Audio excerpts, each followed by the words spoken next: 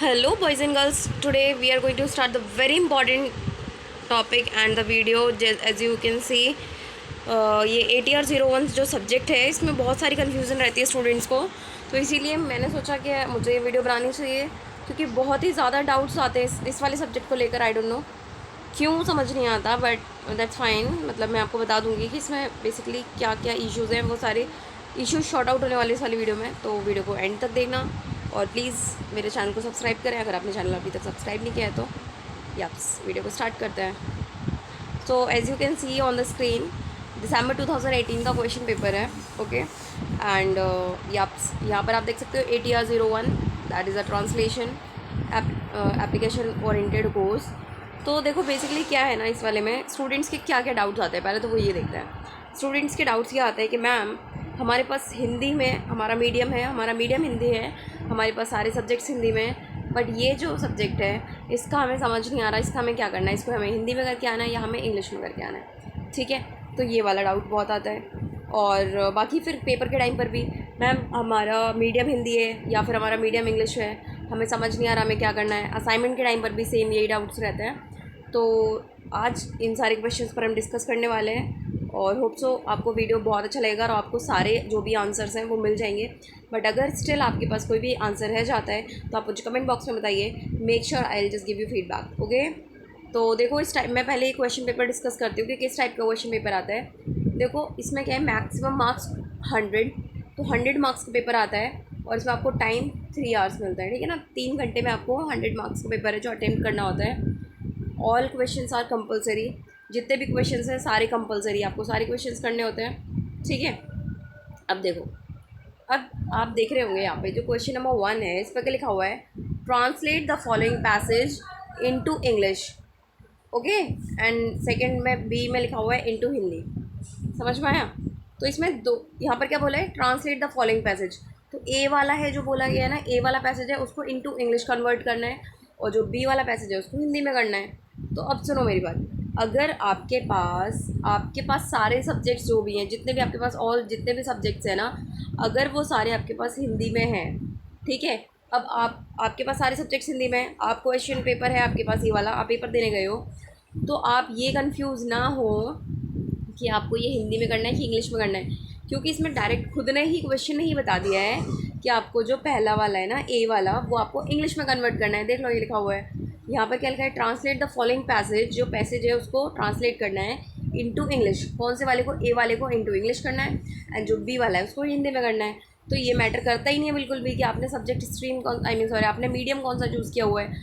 आपने चाहे हिंदी चूज़ करी है चाहे इंग्लिश चूज़ करी हुई है, लेकिन यहाँ पर आपको स्पेसिफिक बोला हुआ है कि आपको इंग्लिश में करना है या हिंदी में करना है, जो बोला है वो कर दो। तो ए वाला जो है ना, आप देखो पैराग्राफ, आपको देख के भी समझ आ जाएगा, आपको देख कर भी समझ में आ जाएगा।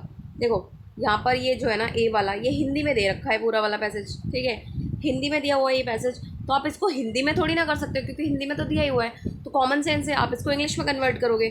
समझ में आया? तो मैटर ये नहीं करता कि आपके पास कौन सा मीडियम है, मैटर ये करता है कि उन्होंने ट्रांसलेशन का बोला है। आप खुद समझो, ट्रांसलेशन सब्जेक्ट है, सॉरी, जब सब्जेक्ट ही हमारे पास ट्रांसलेशन है तो हमें उसका ट्रांसलेट करना है।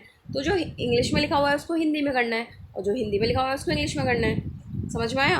तो ये हमें आपको दिख रहा होगा, ये हिंदी में लिखा हुआ है, तो आप इसको किस में कन्वर्ट करोगे, आप इसको इंग्लिश में करोगे। समझ में आया? ठीक है। देखो ये पूरा जो पैराग्राफ है ना, इसको आपको इंग्लिश में कन्वर्ट करना है। अब गाइस अगर आप बोलोगे कि मैम ये मुझे कन्वर्ट करके भी बता दो, मतलब ट्रांसलेट करके बता दो, तो मुझे बता देना कमेंट में, फिर एक और वीडियो आएगी तो उसको आप देख लेना, ठीक है। अभी मेरा मोटिव क्या है, आपको सिर्फ समझाना कि आपको करना कैसे एक्चुअल में, ठीक है। वेट, अब नेक्स्ट सी, अब यहाँ पर आपको बी जो है, तो वहाँ पर बी में हमें क्या बोला गया था, देखो हम बी को भी देख लेते हैं एक बारी।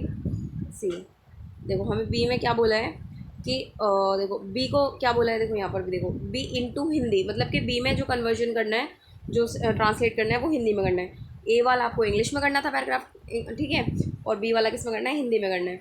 तो आपको देखते हो बी वाला पैराग्राफ कैसे दिया है, बी में जो पैराग्राफ आपको दिया गया है वो इंग्लिश में दिया हुआ है, ठीक है। अभी इंग्लिश में लिखा है, I was the youngest in a family of the 5 children and mother and the father made it 7, ठीक है। तो ये जो भी इसमें दिया हुआ है इंग्लिश में दिया हुआ है, तो आपको इसमें किस में कन्वर्ट करना है, आपको किस में ट्रांसलेट करना है, that is in Hindi. Okay, तो इट डजेंट मैटर कि आपने मीडियम कौन सा चूज़ किया है। अगेन एंड अगेन एक ही सेम चीज़ बोल रही हूँ, मैटर ये नहीं करता कि आपने कौन सा मीडियम चूज़ किया हुआ है। आपके पास हिंदी में चूज़ किया हुआ है, आपके पास सारे सब्जेक्ट अगर हिंदी में है तो भी मैटर नहीं करता। जो क्वेश्चन में बोलना है आपको सिर्फ वही करके आना है। अब ये पूरा इंग्लिश में दिया हुआ है तो आप इसको हिंदी में कैसे करोगे, हिंदी में आई मीन सॉरी इंग्लिश में कैसे करोगे। आपको इसको हिंदी में ही करना है ना, ऑब्वियसली लिखा हुआ है यहाँ पे, आपको ट्रांसलेट करना है और इंग्लिश में दिया हुआ है तो हिंदी में कर दो, बात खत्म। समझ में आया? मेरा थोड़ा गला ख़राब हो रहा है बिकॉज मुझे कोल्ड हुआ है, प्लीज़ थोड़ा सा कॉपरेट करना।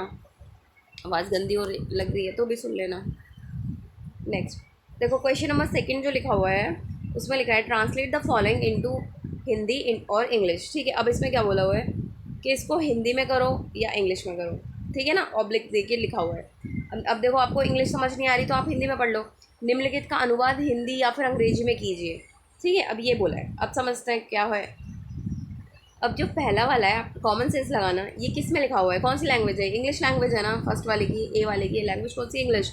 फ्रॉम द 9th स्टैंडर्ड, ठीक है, mathematics was no longer compulsory for us girls. ठीक है, अब ये इंग्लिश में दिया हुआ है तो आपको इसके में क्या करोगे, आप इसको हिंदी में करोगे ना, इंग्लिश में तो नहीं कर सकते हो क्योंकि इंग्लिश में तो दिया हुआ है। तो इसमें जब इंग्लिश में दिया हुआ है तो आप इसको हिंदी में कन्वर्ट कर दो। समझ में आया? आपको इसको ट्रांसलेट किस में करना है, हिंदी लैंग्वेज में। सिमिलरली बी को देखते हैं। ठीक है, I quite enjoyed the domestic science classes because we could take a break from our studies and sit in the sun and knit and cook. ठीक है, तो ये क्या है, ये भी इंग्लिश में दिया हुआ है तो इसको क्या करोगे आप, इसमें आपको इंग्लिश में दिया हुआ है तो आप इसको हिंदी में कन्वर्ट करोगे। समझ में आया?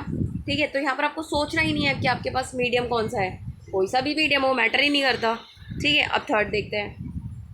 There are only 2 or 3 things I really wished for in life. ठीक है, तो ये इंग्लिश में, ये भी हिंदी में करना है। सिमिलरली ये वाला है, my mother had a tribal headache when she woke up. ठीक है, तो ये जितना भी दिया हुआ है ये आपको इंग्लिश में दिया है तो आपको इसे हिंदी में करना है।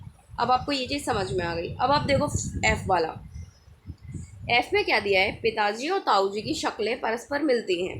ठीक है, तो ये क्या है, ये हिंदी में दिया हुआ है ना, तो आप इसको, अब हिंदी में दिया है तो हिंदी में क्या करोगे, आप इसको इंग्लिश में करोगे। देखो बहुत सुपर इजी है ये। आपके पास जो सब्जेक्ट है उसका नाम ट्रांसलेशन सब्जेक्ट है, तो आपको जो भी चीज़ है हिंदी में दी है उसको इंग्लिश में कर दो, जो इंग्लिश में दिया उसको हिंदी में कर दो, दैट्स इट। अब ये जी, गर्मी की छुट्टियों में महीने भर के लिए मैं देहरादून चला गया था, हिंदी में लिखा हुआ है तो इंग्लिश में कन्वर्ट करो इसको। समझ में आया? ये जितना भी है ना हिंदी में दिया हुआ है ये आपको इंग्लिश में करना है। होप सो समझ में आ रहा होगा। सेम चीज़ आपको फाइनल पेपर में करनी है, सेम चीज़ आपको अपने जब असाइनमेंट्स बनाते हो तभी करनी है। ठीक है, सेम फॉलो करना है, कुछ भी आपको डरने की बात नहीं है। बाकी आप जो पेपर देते हो वो अपने मीडियम के हिसाब से दो। अगर आपने हिंदी मीडियम दिया हुआ है तो आप सारे पेपर हिंदी के मीडियम के हिसाब से करके आओ। लेकिन ये जो ट्रांसलेशन सब्जेक्ट है इसमें आपको ये चीज़ ध्यान रखनी है जो मैं आपको बता रही हूँ, जो उसमें लिखा हुआ है वो बेसिकली वही चीज़ करनी है। अब थर्ड देखते हैं, ट्रांसलेट द फॉलोइंग वर्ड्स। अब आपको ये वर्ड्स जो भी दिए हुए हैं इसको आपको ट्रांसलेट करना है। अब एक बात बताओ, फर्स्ट दिया हुआ है ए ऑफिशियल, समझ में आया? ऑफिशियल दिया हुआ है तो आप इसको क्या करोगे, अब ऑफिशियल का ऑफिशियल तो लिख के नहीं आओगे क्योंकि ट्रांसलेट करने को बोला है, तो आप इसको ऑफिशियल को हिंदी में लिख के आओगे, दैट्स इट। बी है, इसको भी आप हिंदी में लिख के आओगे, एडमिनिस्ट्रेशन, कॉन्फिडेंशियल रिपोर्ट। ठीक है, ऑफिशियल लैंग्वेज। तो ये जितने भी चीज़ें आपको इंग्लिश में दिया हुआ है, देखो सारा ये जितने भी ना सारे इंग्लिश में दिए हुए हैं। और गाइज पेपर आपका डिक्टो ऐसा ही आता है, बहुत ईजी पेपर होता है। मतलब स्टार्टिंग में जो अभी मैं दिखाऊंगी आपको, दोबारा से एक बार आप रिव्यू करना, ठीक है, फिर आपको समझ में आएगा। समझ में आए? प्रीवियस में क्या था कि आपको ये सारे जो वर्ड्स दे रखे हैं आपको उसको इंग्लिश में दिया है, आपको हिंदी में करना है। अब देखना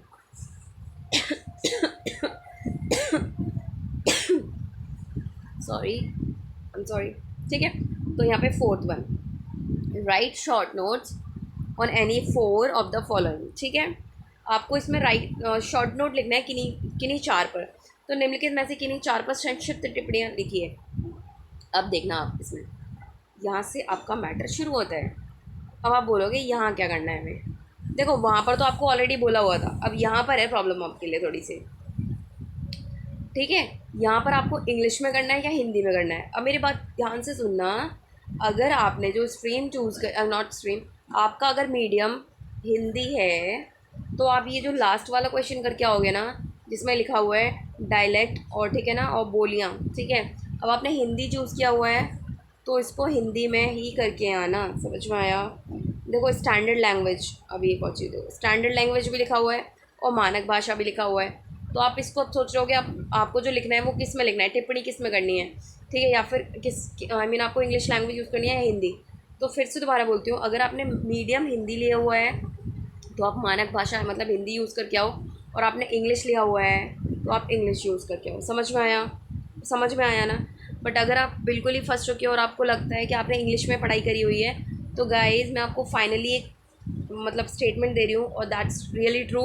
आप इसको पूरे को आप इसको इंग्लिश में भी लिख के आ सकते हो, आपको कोई प्रॉब्लम नहीं है। समझ में आया। ये जो फाइनली लास्ट क्वेश्चन है आपका, आप इसको इंग्लिश लैंग्वेज में भी लिख के आ सकते हो। समझ में आया, ठीक है, सीरियसली समझ में आया। तो ये आपको इंग्लिश या हिंदी, आपको इस वाले पेपर में बिल्कुल भी चिंता करने की ज़रूरत है ही नहीं। आपको जो लैंग्वेज आपको अच्छी से आती है आप उस लैंग्वेज में लिख के आ सकते हो, बिल्कुल भी इशू नहीं होने वाला, बिल्कुल भी कोई इशू नहीं होने वाला इस वाले सब्जेक्ट में। ऑलरेडी ट्रांसलेशन का सब्जेक्ट है। अब देखो यहाँ पर भी आपको ये जो है ना, answer any 3 of the following, निम्नलिखित में से किन्हीं 3 के उत्तर दीजिए। आपको 3 के किसी के उत्तर करने हैं। आपको इसमें से define and explain what is waiting and evaluation, ठीक है। अब ये लिखा हुआ है और हिंदी में लिखा हुआ है पुनरीक्षण और मूल्यांकन को परिभाषित करते हुए उनकी व्याख्या कीजिए। तो गाइज़ अगर आपको हिंदी में आता है तो आप हिंदी में कर दो, इंग्लिश में आता है तो इंग्लिश में कर दो, बिल्कुल भी प्रॉब्लम में आने की ज़रूरत नहीं है। देखो बट अगर प्रीफर किया जाता है, अगर आपके पास हिंदी लैंग्वेज है ना, सारे सब्जेक्ट्स हिंदी में है, तो हिंदी में करके आ जाओ इसको। लेकिन आपको हिंदी जब आती ही नहीं है, आपको इंग्लिश में ही करना है, तो इंग्लिश में कर दो, कोई इशू नहीं है, इतना बड़ा इशू नहीं है ये। आप ट्रांसलेशन के सब्जेक्ट में इतना मत डरो बिल्कुल भी, आपको कोई भी प्रॉब्लम नहीं है और बहुत ही अच्छे मार्क्स आते हैं। और एक चीज़ ध्यान रखना पेपर करते टाइम, देखो फाइनली बस इतना ही आता है, इतना ही है, ख़त्म हो गया आपका पेपर, ठीक है। एक और चीज़ ध्यान रखना, पेपर जब आप कर रहे हो इसका इग्नू में, आप जब भी एग्ज़ाम देने जा रहे हो तो गाइज़ बेशक आपको पॉइंट वाइज आंसर बहुत अच्छा आता है, बट थोड़ा सा लेंदी लिखो, अच्छा लिखो, थोड़ा राइटिंग नीट एंड क्लीन करो। राइटिंग बहुत से बच्चे गंदी करते हैं तो बहुत ही प्रॉब्लम आती है एग्जामिनर को चेक करने में। एग्जाम्पल सोचो, अगर आप खुद एग्जामिनर हो और आप अगर गंदी सी कॉपी आपको मिलती है तो आप उसको कैसे चेक करोगे, बहुत ही गंदी तरीके से, आप भी अच्छे मार्क्स नहीं दोगे। तो अपनी कॉपी को हमेशा नीट एंड क्लीन रखो, अच्छे से पेपर करो, डरने की कोई ज़रूरत नहीं है, ठीक है। अच्छे से काम करके आओ, पूरा प्रॉपर करके आओ। नहीं भी क्वेश्चन आता, नहीं भी इंग्लिश आती तो कोई बात नहीं, एटलीस्ट अटेम्प्ट करने की कोशिश करो, कुछ लिख के आओ, खाली पेपर बिल्कुल भी मत छोड़ के आओ, ठीक है। कोई भी क्वेश्चन को खाली नहीं छोड़ना है, पेपर अच्छे से करके आना है। और अगर आपको स्टिल अगर कोई भी डाउट बचता है तो please guys tell me in a comment box. और अगर वीडियो अच्छा लगा तो प्लीज़ यार लाइक कर दिया करो, इससे थोड़ा मोटिवेशन मिलता है। चैनल को प्लीज़ सब्सक्राइब कर लेना जिससे आपको न्यू नोटिफिकेशन मिलती रहे। और बाकी अगर आपको कुछ भी चीज़ें समझ में नहीं आई हैं तो प्लीज़ बता देना कमेंट बॉक्स में, मैं और अपना बेटर करूँगी। और आवाज़ बहुत ही गंदी लगी होगी आपको, आई नो, क्योंकि मेरा गला ख़राब हो रखा है। Okay, best of luck for exam, bye bye.